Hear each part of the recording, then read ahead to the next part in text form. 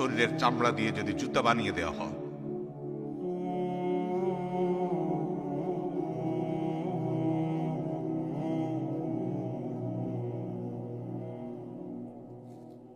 তবুও বাপ মার ঋণ কখনো শোধ করা যাবে না।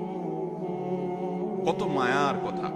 রব্বির হামহুমা, হে আমার রব, আমার মা আমার বাবা যে চলে গেছেন তাদের প্রতি আপনি একটা রহম করিয়েন আল্লাহ, আপনি একটা দয়া করিয়েন আল্লাহ। কিরকম দয়া? আমি ছোট থাকতে তারা যেরকম দয়া করছে।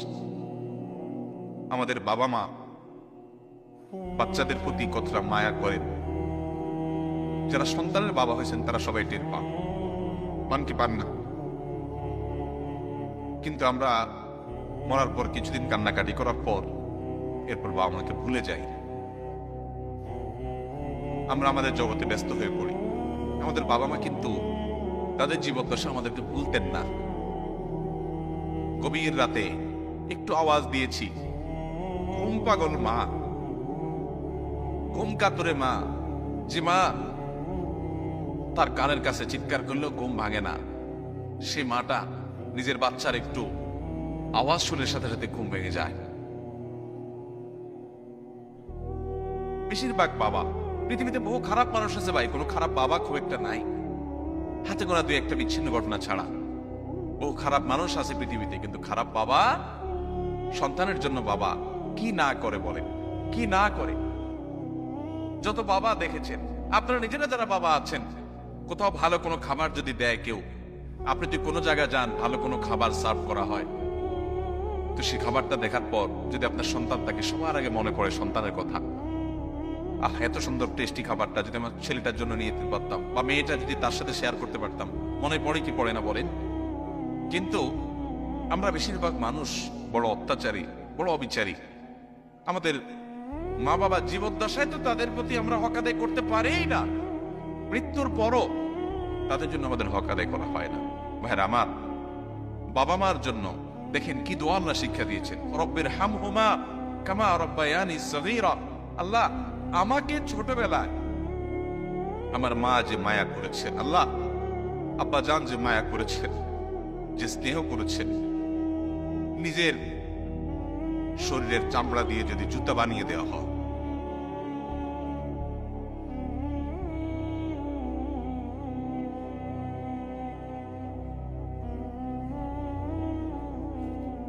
তবুও বাপ মার ঋণ কখনো শোধ করা যাবে না। আমার চামড়া দিয়ে যদি আমার বাবা মাকে আমি জুতা বানিয়ে দিই, তবুও বাবা মার ঋণ শোধ করা যাবে না। মসজিদে হারামে এক ব্যক্তি তার মাকে কাঁধে নিয়ে হজের মতো কঠিন কষ্টসাধ্য কাজ, একাই চলা যায় না হজে, কোথায় আরাফাত, কোথায় মিনা, কোথায় মুজদালিফা, কোথায় মক্কা, তাওয়াফ, সাই, ও জামারাতে পাথর মারা, একই দিনে এত কাজ, মাইলকে মাইল হাঁটা, লক্ষ লক্ষ মানুষের ভিড় ঠেলে, কঠিন কাজ। এর মধ্যে এক ব্যক্তি নিজের মাকে পিঠের উপরে, কাঁধের উপর তুলে তিনি তাওয়াফ করছেন। এক সাহাবীকে দেখে বলছেন, আমি আমার মায়ের হক নিশ্চয় আদায় করেছি। মানে তার মধ্যে আত্মতৃপ্তি আসছে যে এত কষ্ট যে মায়ের জন্য করছি, মা আমাকে দুধ পান করিয়েছেন, গর্ভে ধারণ করেছেন, এই কষ্টের মাধ্যমে তো তার ঋণ অন্তত শোধ হয়েছে।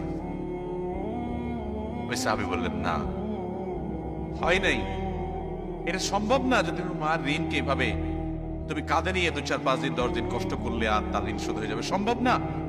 আব্দুল ইবনে আব্বাস রাদিয়াল্লাহু তাআলা আনহু বলেছেন যে তুমি বাবার সামনে এরকম জামা ছাড়া দিয়েছো যা ধুলা পরিষ্কারের জন্য, সামনে তোমার বাবা বসা ছিলেন, তুমি বেয়াদব।